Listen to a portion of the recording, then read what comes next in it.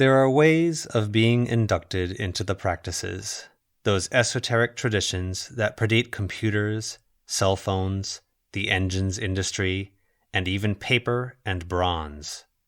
Make the right deals, learn the right words to say or symbols to write down, and you can make the wind listen to you, exchange your skin for that of a serpent, or call forth the sorts of monsters that appear in horror movies. One of the common ways is to be born to it.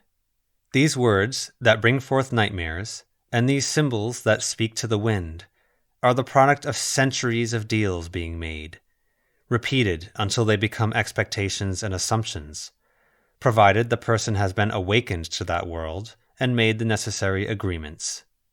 Families are very good at keeping these traditions going, establishing that repetition, and ensuring that each successive generation is appropriately awoken and given everything they need. But the drawback to that is having to deal with family, and old families have their own problems. The second way is to stumble onto it, to find a book hidden in a library, or an object both strange and powerful at a crime scene where the deceased was killed by something not human nor animal.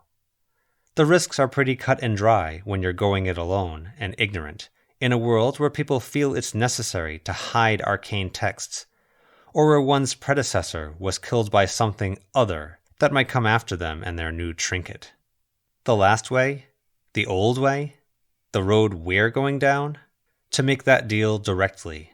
Find or be found by the fey things, the goblin things, the things that used to be ghosts and became something more, the things that used to be human and became something less. Strike those deals, make those compacts.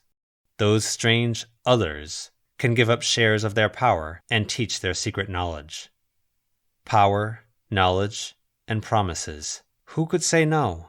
After all, others and those inducted into other ways cannot lie, and they say it's okay.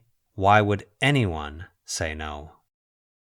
Perhaps because of the drawback, that nothing comes for free, and this power, this knowledge, and these promises come with an expectation.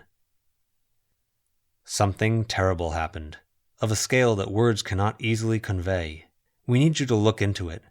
No need to solve it. Simply look into it. A modern supernatural web serial by Wildbow, set in the same universe as his 2014 to 2015 serial Pact. Reading Pact, or prior knowledge of the setting, is not mandatory for reading Pale.